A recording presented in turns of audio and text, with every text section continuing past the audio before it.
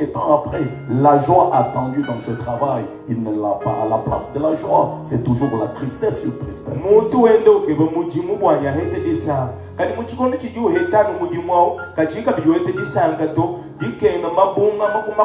Les choses de ce monde ne peuvent jamais combler l'homme de la joie. Qu'un chrétien qu'il cherche sa joie dans l'éternel. Parce que la Bible déclare, fais de l'éternel tes délices. Non. Fais de l'éternel tes délices. Non. Délice, c'est la joie, l'allégresse. Fais de l'éternel tes délices. Et il te donnera ce que ton cœur. Que ta priorité à toi ne soit pas sur tous les biens de ce monde. Parce que la joie ne s'y trouve pas. Mais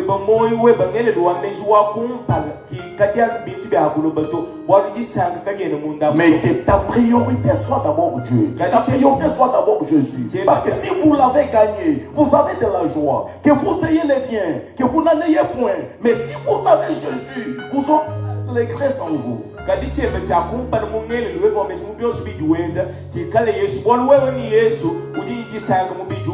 Relisons nos deux textes d'hier. Nous sommes dans Habakkuk chapitre 3. Du 16e au 19e verset. Nous lirons aussi Philippiens chapitre 4, le 4e verset.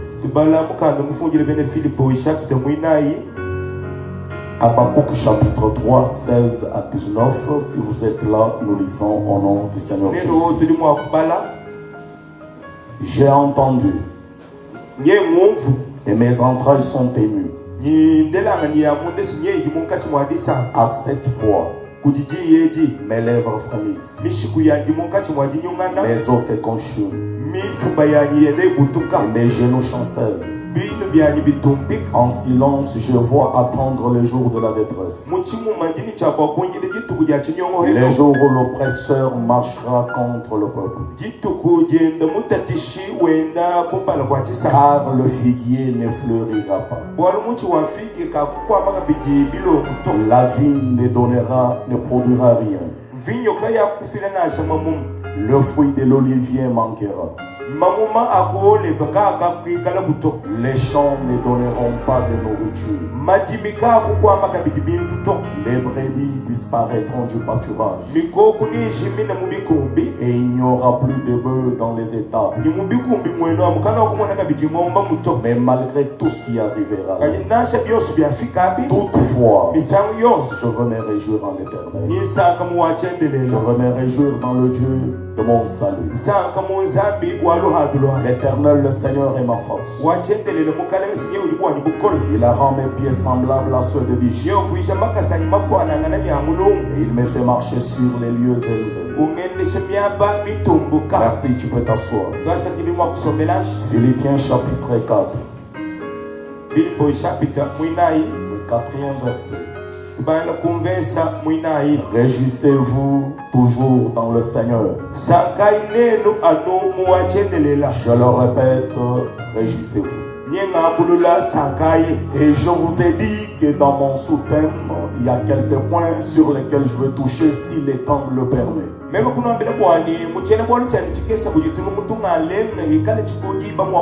Dans mon introduction, je suis en train de définir qu'est-ce qui signifie se réjouir en l'éternel.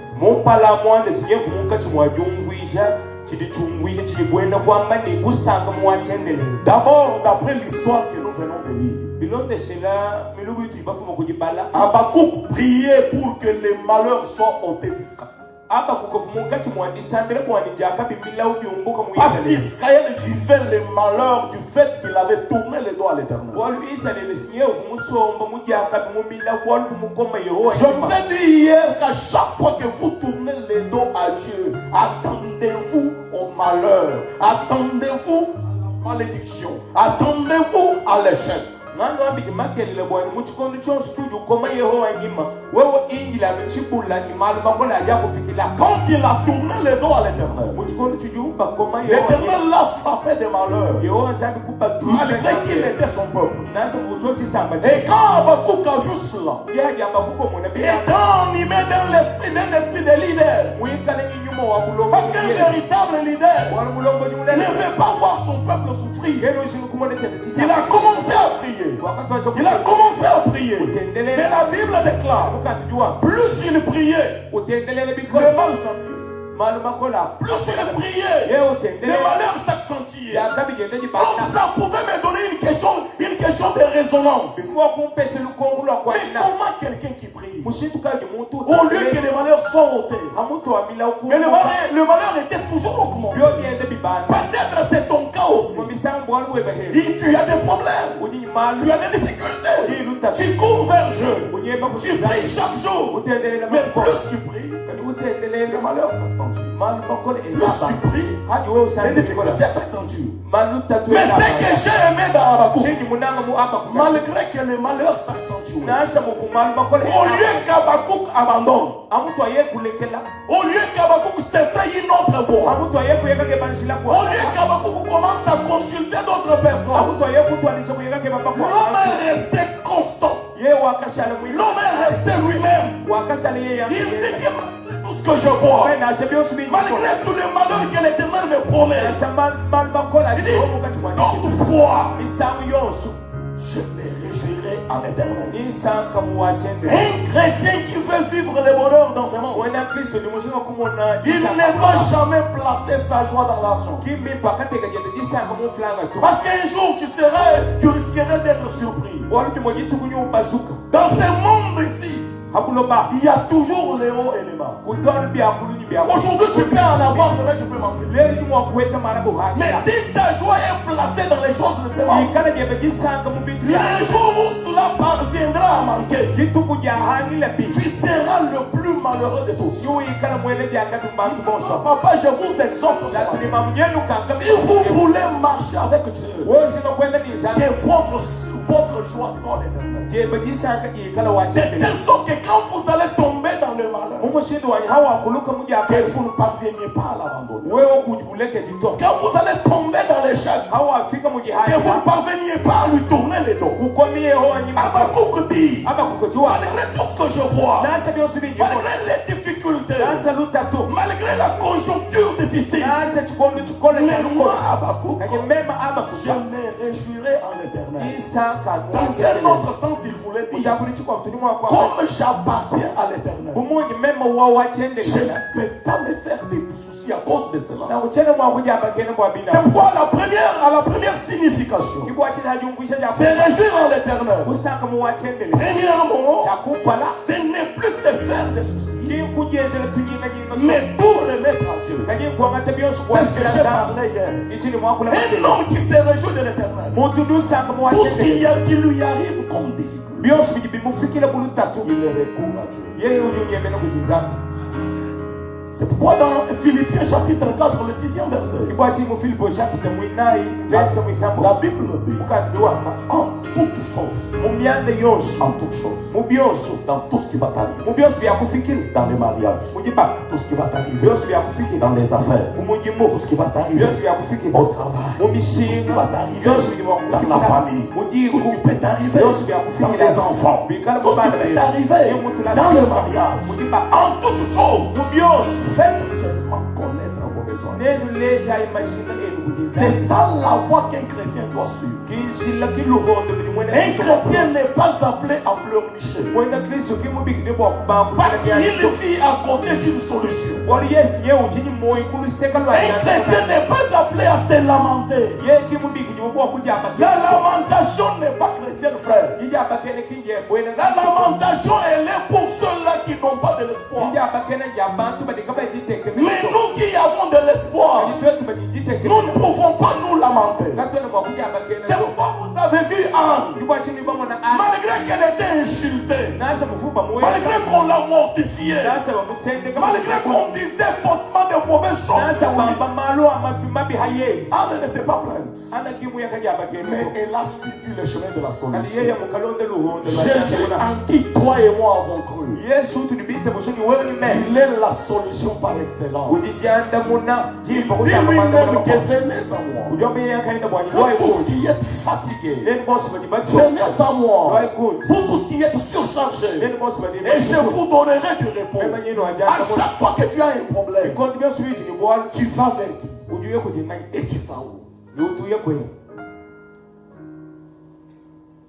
À chaque fois que les choses ne tournent pas mieux, à chaque fois qu'il y a des blocages dans les affaires, à chaque fois que ta vie est menacée, tu vas où? Tu vas vers qui? Et tu fréquentes qui? Amen. Amen. Se réjouir en l'éternel. Deuxièmement, c'est vivre d'une manière qui plaise à Dieu. Je définis d'abord se réjouir en l'éternel.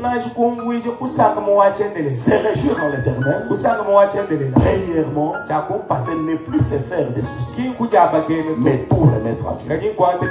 Deuxièmement, se réjouir en l'éternel, c'est de vivre d'une manière qui plaise à Dieu. Vous savez, nous dans ce monde, pour plaire à quelqu'un, si vous avez de l'argent, vous pouvez plaire aux gens. Si vous êtes bien habillé, vous pouvez plaire aux gens. Si vous avez de la beauté, vous pouvez plaire aux gens. Si vous avez un bon parler, vous pouvez plaire aux gens. Il y a les gens qu'on aime dans ce monde seulement parce qu'ils parlent bien. Il y a des gens qu'on aime dans ce monde seulement parce qu'ils ont des moyens. Il y a des gens qu'on aime dans ce monde seulement parce qu'ils travaillent. Mais Dieu, il est totalement différent de l'homme. On ne peut pas plaire à Dieu parce qu'on est bien habillé. On ne peut pas plaire à Dieu parce qu'on parle mieux. On ne peut pas plaire à Dieu parce qu'on a des grands diplômes. Mais il y a deux choses qui plaisent à Dieu. Et il faut que ces deux choses se retrouvent en toi, se retrouvent en moi, pour que Dieu soit content de nous. La première des choses, nous pouvons la lire dans Hébreux chapitre 11. Le 6e verset. La première chose qui plaît à Dieu. Si cette chose-là est en toi, cela va t'attirer la faveur de Dieu. Hébreux 11, 6. Il est ainsi libellé. Or, sans la foi, il est impossible d'être agréable à Dieu. Car tout celui qui s'approche devant Dieu, il doit croire que Dieu existe. Deux, il est le rémunérateur de tous ceux-là qui le cherchent. C'est ça le contenu de ces versets. Pour qu'un homme plaise à Dieu, la première des choses, il faut qu'il ait la foi.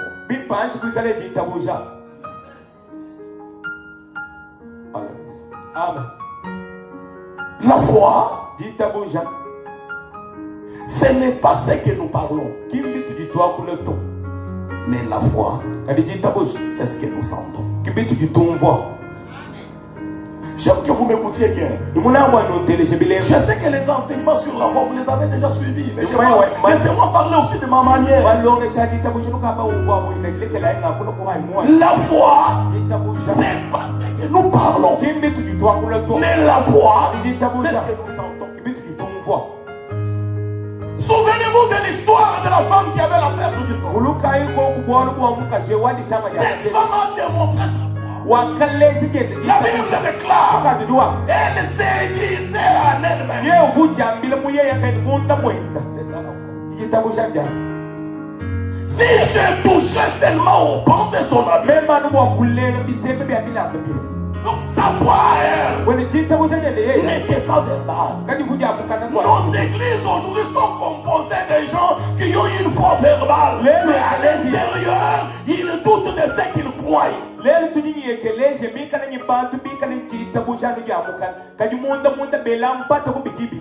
frère, Dieu ne sera jamais agréable avec toi si en toi il n'y a pas de foi. Un homme de foi, premièrement, c'est celui qui est sûr que mon Dieu est là. Oui, nous vivons dans un monde plein de combats. Nous vivons dans un monde plein de menaces. Nous vivons dans un monde plein d'adversité. Là où l'homme est, il y a l'adversité. Mais Dieu aime que tu crois qu'il est là. Que ton Dieu ne se conjugue ni en passé, ni au passé, ni au présent, mais conjugue ton Dieu au présent. Crois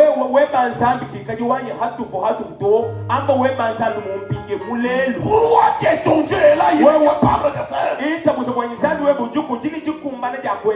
Écoutez, la situation qui t'est arrivée, peut-être elle peut être inconnue à tes parents. Elle peut être inconnue à ton mari, à ta femme. Mais cette situation est connue par Dieu. Et c'est Dieu qui connaît cette situation. Il est capable de te faire sortir. Crois que ton Dieu est là. Crois que ton Dieu vit. Crois que ton Dieu opère. Vous savez, l'ennemi de la foi, c'est le doute. Beaucoup de gens ont des doutes. Ils prient, Seigneur, aide-moi que j'ai eu le mariage. Mais en lui, il se dit qu'avec mon âge, est-ce que ça sera possible? Seigneur, aide-moi que je porte aussi mon enfant. Mais en lui, il s'est dit, avec cet âge-ci, est-ce que c'est encore possible? Seigneur, aide-moi que je trouve du travail. Mais en lui, il s'est dit, sans diplôme, est-ce possible d'avoir du travail? Bien-aimé, tout est possible à celui qui croit. J'ai dit que tout est possible à celui qui croit. Il y a un Dieu qui est capable de mettre le chemin là où le chemin n'était pas là. Il y a un Dieu qui est capable d'appeler à l'existence ce qui n'existe pas. Crois seulement que ce Dieu-là est là. Je me rappelle une fois. On prend les 3 compagnons de Daniel.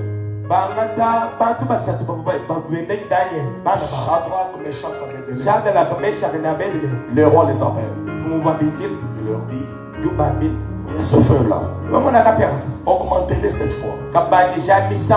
On l'augmente cette fois. Alors le roi dit, maintenant on va sonner des cornemuses. On va sonner des trompettes. Si je vais vous observer, si vous n'adorez pas cette statue, je vais vous jeter dans ce feu-là. Les gens se tournent vers le roi et le disent, celui qui est sûr de la présence de son Dieu, même devant les menaces, il n'a pas peur.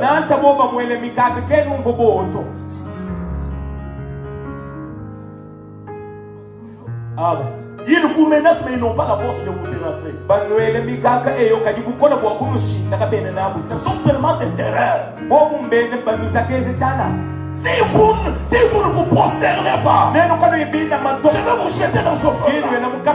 Ces gens se tournent vers le roi. Il dit, oh roi, fille éternelle, C'est que moi je sais et que notre Dieu est capable de nous délivrer de ce feu. Mais quand tu as adoré ta statue, nous ne le ferons pas. Même devant le danger, ces gens étaient sûrs que Dieu est là. Combien de gens cèdent aujourd'hui par une petite proposition parce que son travail est menacé? Combien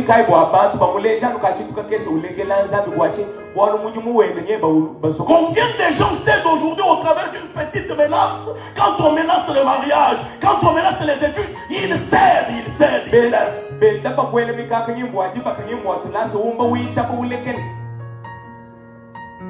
Trouver sa joie en Dieu.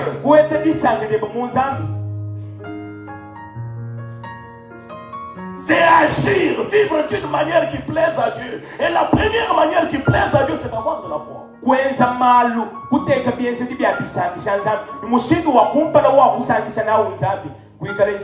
Un homme de foi, premièrement, c'est celui qui croit que Dieu est là. Malgré tout ce que j'endure comme difficulté, malgré tout ce que j'endure comme chômage, malgré les temps difficiles que je traverse, je sais que mon Dieu est là. Je sais que mon Dieu va faire. Je sais que mon Dieu va opérer. C'est ça un homme de foi. Écoutez, seulement dans votre état là, dans votre situation là, Dieu est capable de vous relever. Même si pour les gens il ne te donne aucune chance, mais mon Dieu est capable de vous relever. Écoutez, qui connaissait qu'un jour Sarah porterait un enfant?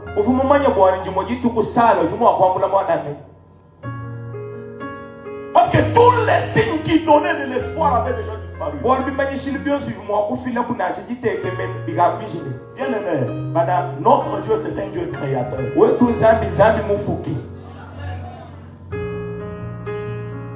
Dieu ne s'est pas encore limité à créer. Chaque jour, il est en train de créer. Toi, crois seulement que Dieu peut créer quelque chose de nouveau dans ta vie.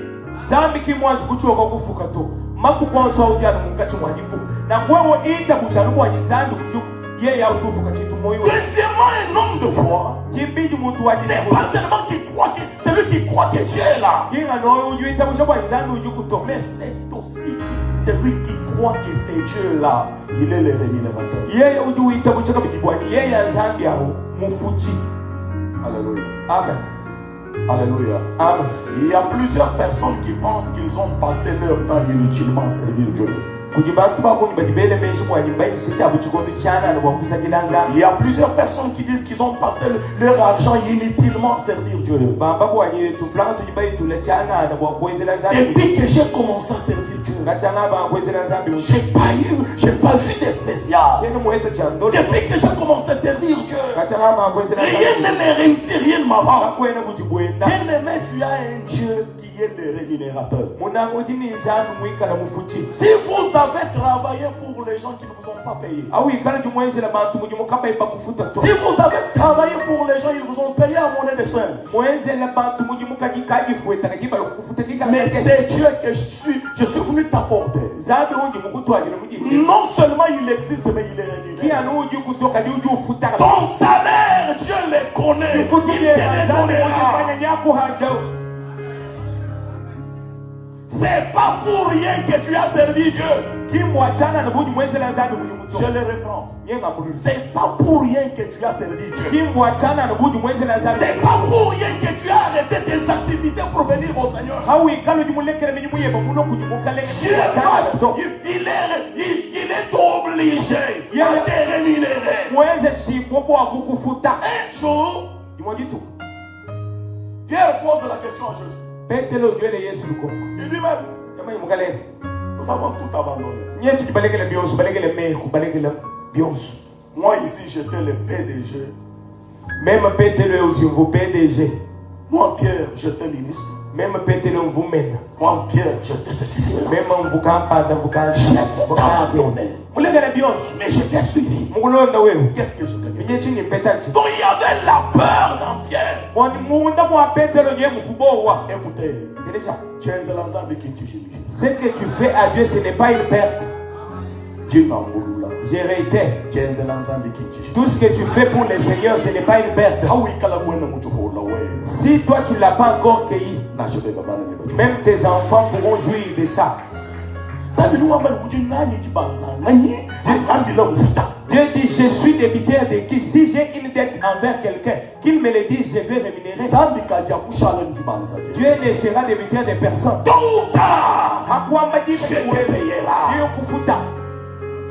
Nous avons tout abandonné. Nous t'avons suivi. Qu'est-ce que nous gagnons? Je sais, c'est tout le Pierre. Qui a tout quitté. Celui qui a tout abandonné et qui m'a suivi. D'ailleurs, il a un double salaire. Un chrétien que tu es, tu as un double salaire. Tu as les salaires dans ce siècle-ci, tu as aussi les salaires dans le siècle à venir. Il dit à Pierre, dans ce siècle-ci, tu auras les 100%. Et dans le siècle à venir, tu auras la vie éternelle. Aïe, aïe, aïe. C'est important d'appartenir à Dieu. C'est important de servir Dieu. Si Dieu est ta priorité, ne t'inquiète de rien. Si Dieu est ta priorité, ne pleurniche pas. Parce que c'est un Dieu qui est un bon payeur.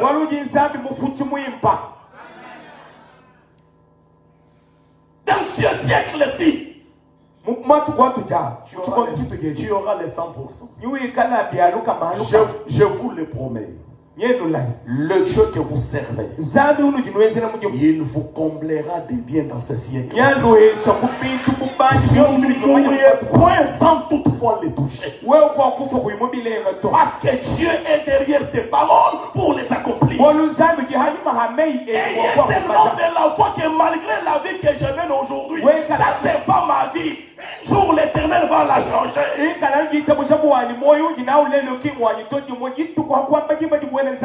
a-t-il quelqu'un qui croit qu'un jour ma vie va changer, qui peut dire Amen?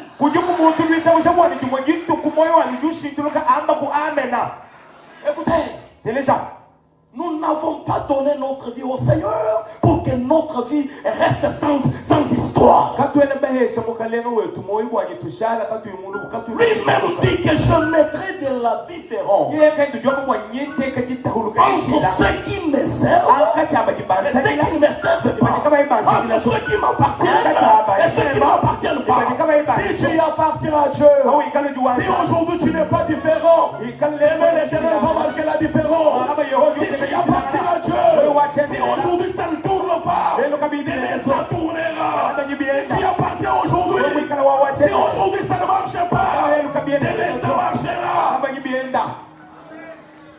Pourquoi tu es en train de désespérer? Non, ton nom n'est pas malédiction. Non, ton nom n'est pas échec. Si hier tu as touché l'argent, aujourd'hui tu n'en as pas. Tu as la promesse de double salaire. Tu ne mourras pas sans toutefois les toucher. Car je te prêche un Dieu qui est vivant. Moïse pose la question à Dieu, il dit, mais tu m'envoies vers Israël. Quand ils me demanderont, c'est Dieu là qui t'a envoyé, comment il s'appelle? Vous lui répondrez, je suis. Non, Dieu n'est pas le Dieu de jeter. C'est le Dieu de Jésus. Il sait qu'il l'a fait hier. Il va le faire aujourd'hui. Et il le fera encore demain. Sois rassuré que je suis là. Je me payerai. Vous savez pourquoi aujourd'hui les gens abandonnent dans ce qu'ils font? C'est quand ils perdent l'espoir. Ils sont nombreux parmi nous qui ont déjà perdu l'espoir. Ne mesure pas ta vie par rapport à ton âge. L'âge n'est pas la référence pour Dieu. Ne mesure pas ta vie par rapport aux études faites. Dieu ne se réfère pas aux études pour faire quelque chose. Je ne dis pas qu'étudier c'est mauvais. Lire la Bible et la comprendre, il faut avoir étudié. Je ne dis pas que c'est mauvais. Je ne décourage pas celui qui étudie. Avec le temps actuel, il faut étudier.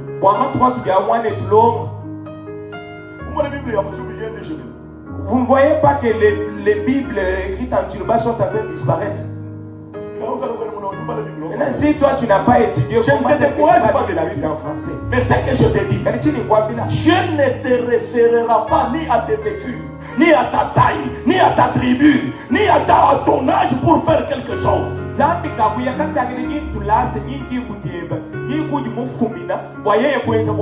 Mais ce qui va attirer Dieu à faire quelque chose, c'est la foi en toi. Et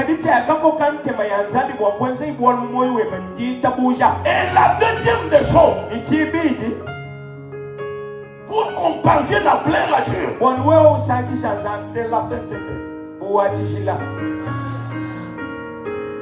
Là, nous pouvons lire. Toujours dans Hébreu. Chapitre 12. Le 14e verset. J'aime beaucoup ces versets. Hébreu 11, 6 et Hébreu 12, 14.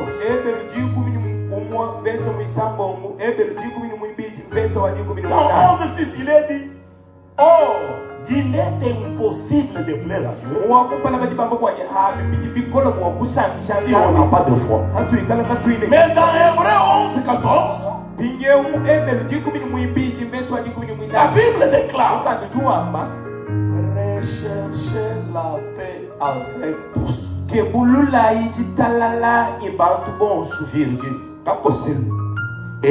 la sanctification, sans laquelle, aïe aïe aïe, j'aime la manière et puis le style utilisé pour écrire ça. Et la sanctification, sans laquelle, est-ce que tu peux dire ensemble avec moi sans laquelle? Sans laquelle. Donc tu peux être intelligent. Tu peux avoir de la vigueur. Tu peux avoir des biceps. Tu peux avoir la connaissance des Écritures. Tu peux avoir la connaissance de toutes les choses de ce monde. Mais sans la sanctification, ta vie va tarir. Sans la sainteté. Aujourd'hui, nous vivons pendant les temps. Permettez-moi que je commence d'abord avec la première partie. C'est une petite parenthèse, ça ne me concerne pas, mais comme je l'ai lu, que je commence avec ça. La Bible dit: recherchez la paix avec tous. La paix avec les autres, elle est tellement utile. La rosée du ciel. Recherchons. La Bible ne dit pas chercher. La Bible dit rechercher. Donc c'est quelque chose de difficile à faire. Amen. Amen. Il n'y a pas de développement sans paix. Vous voyez ce qui se passe à l'est de notre pays. Il est difficile que les gens se développent de ce côté. Il est difficile que les gens travaillent et réussissent de ce côté. Parce que chaque fois il y a toujours des guerres. Chaque fois il y a toujours des troubles. Cela empêche le développement. De la même manière, même aussi avec l'église. Si la paix n'est pas l'absolu d'une église, puissante qu'elle soit, elle va stagner. Puissante qu'elle soit, elle va tarir. La Bible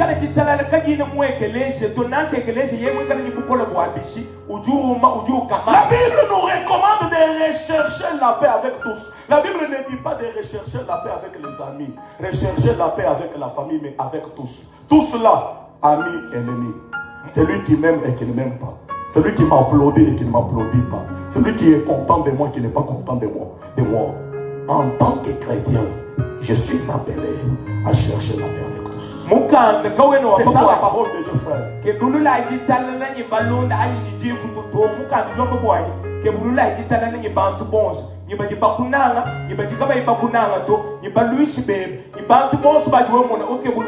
Reviens un peu à toi-même. Est-ce que tu es en paix avec ton frère ici à l'église? Est-ce que tu es en paix, maman, avec ta soeur ici à l'église? Mais quand on donne seulement une requête de prière,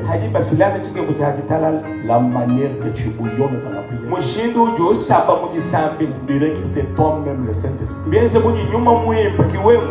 La manière que tu sautes dans la prière. Vous savez, chez nous, là, on avait un frère. Si vous êtes à ses côtés, qu'on donne une requête de prière, tu risques de recevoir même un coup. Lui fait tous les gestes de Katière et de Kalete. Surtout quand il s'agit de chasser les démons.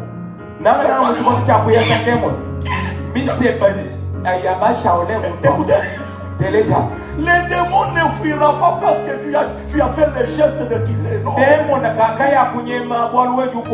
Une seule chose qui fait fuir les démons, c'est ton état d'âme.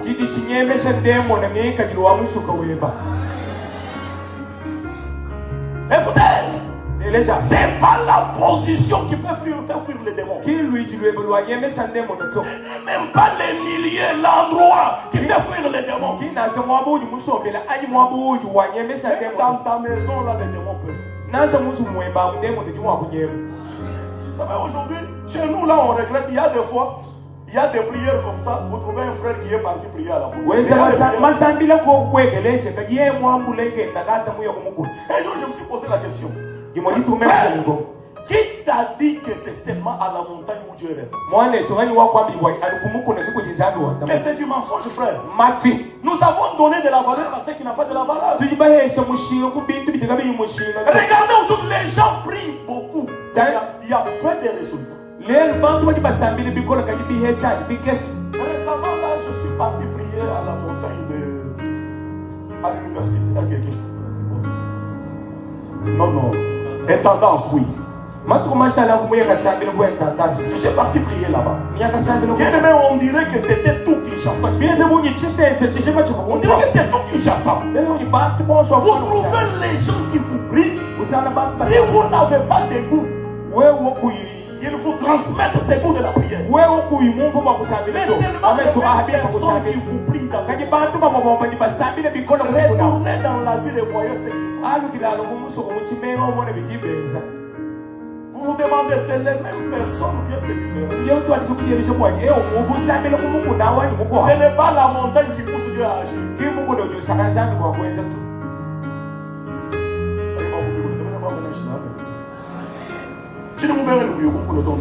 Je n'ai pas dit que tu n'ailles pas à la montagne, mais tu vas à la montagne avec un état. Frère André,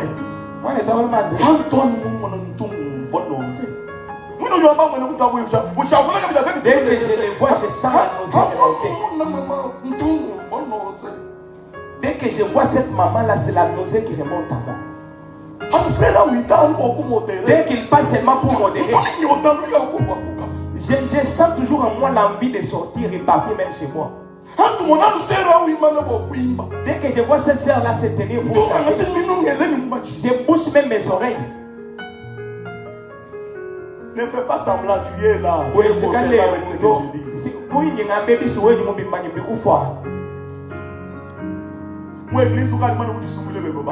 À l'église, toi, tu t'es déjà sélectionné tes pasteurs. Quand elle prêche, quand tel pasteur prêche, il te convainc pas, ça te concerne pas. Ah, maintenant je vais aller. mais tu es païen, mais qui vient à l'église? Pardonnez-moi.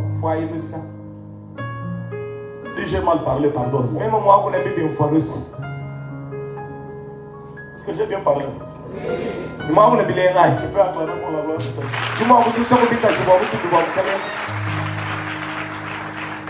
Recherchez la paix avec tous. Tous là, même ton ennemi y est. Tous là, même celui qui ne te salue pas y est. Tous là, même celui qui ne te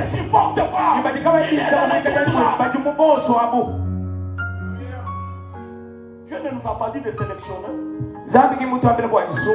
Avec celui-ci, je suis bien. Avec l'autre, je ne suis pas bien. Non, ça, c'est pas Dieu. La Bible dit aimez vos ennemis. Faites-leur du bien.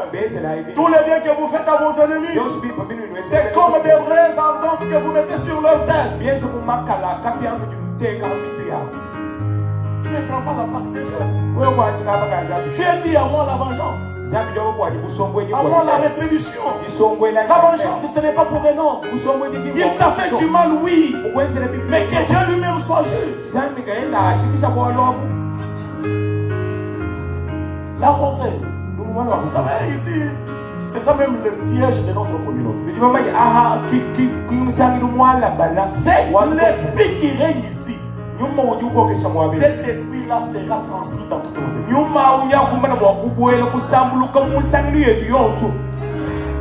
Je vous dis vrai. L'esprit qui règne ici, cet esprit-là influencera toutes les églises. Parce que c'est ici la source. Si la source est amère, même nous tous qui recevons de la source-là, l'amertume entrera.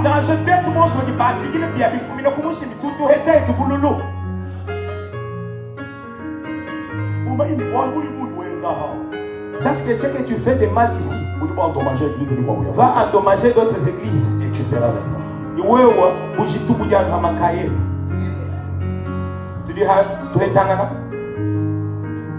moi, je me réjouis. Mais pourquoi il parle? Oui, c'est ça, je me réjouis.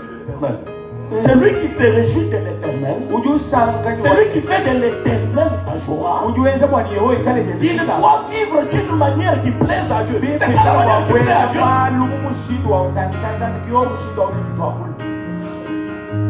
La sanctification, c'est quoi? Et c'est la séparation. Simplement. Alléluia. Amen.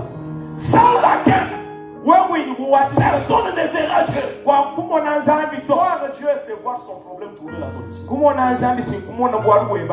Une petite question de curiosité. Je sais que vous avez toujours entendu la parole de Dieu. Je suis déjà à la fin et je vous pose une petite question. Qui peut me dire l'adresse de Dieu?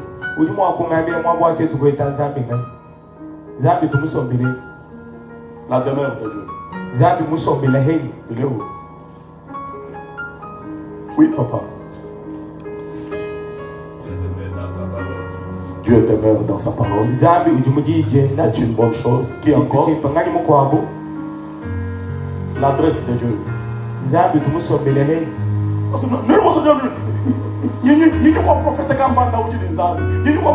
Dieu se trouve où?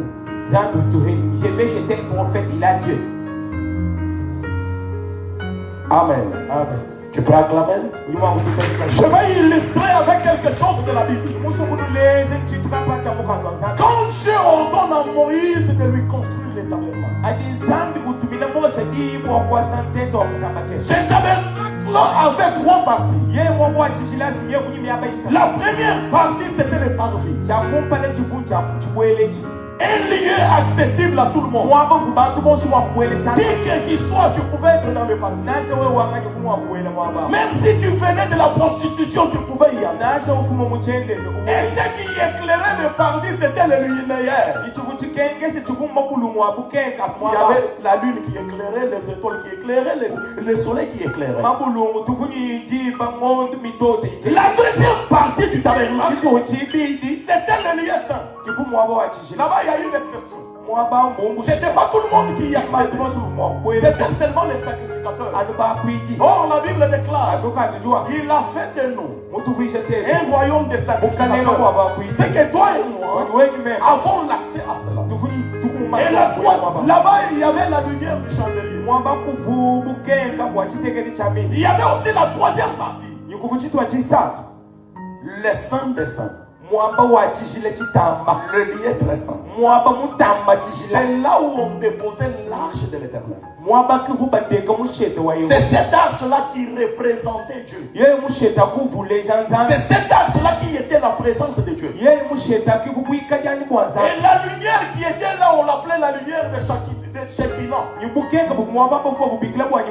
Dieu s'est retrouvé dans le lieu très bon. Je réponds à ma question pour te dire.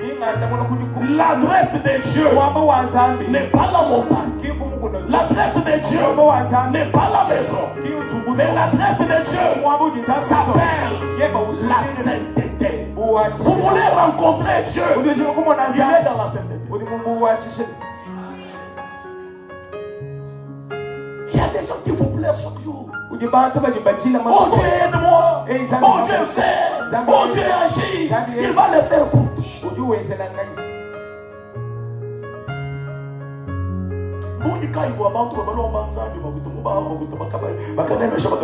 Combien de gens ont demandé de l'argent à Dieu? Dieu leur a donné de l'argent. Mais aujourd'hui, ils se sont lancés dans la prostitution. Mener une vie qui plaise à Dieu, c'est ça, trouver sa joie avec Dieu. Pour plaire à Dieu, il y a deux choses. La foi et la sanctification, sans lesquelles tes prières ne te seront pas exaucées. Sans lesquelles la joie de l'Éternel, tu ne les vivras pas. Les gens aiment les miracles, mais ils tournent les doigts à ce qui produit les miracles. Aujourd'hui, nous avons donné beaucoup d'importance à de l'eau. Récemment, là, j'ai vu chez moi une maman venir avec une bouteille d'huile d'olive. Elle me dit, papa, j'étais parti à Lubumbashi. Comme vous êtes pasteur et que vous travaillez avec des huiles, je vous ai amené ça pour que vous achetiez. Je dis, maman, ça peut servir à mettre dans les poissons. La guérison, la délivrance, c'est Dieu qui accorde. Nous n'utilisons pas de l'huile, mais nous utilisons ce qui est plus que l'huile. C'est la parole de Dieu. Bien-aimé, sanctifie-toi, tu verras la gloire. Sois un homme et une femme de foi. Tout ce que tu vois de loin là, tu vas les palper, tu vas les toucher un jour. Ok, merci, je peux me limiter par là. Que mon Dieu vous bénisse. Est-ce que nous pouvons nous tenir debout pour quelques minutes? D'abord, retournez d'abord les enveloppes que vous avez prises hier. Retournez-les d'abord. Il me reste 10 minutes, nous allons prier et terminer.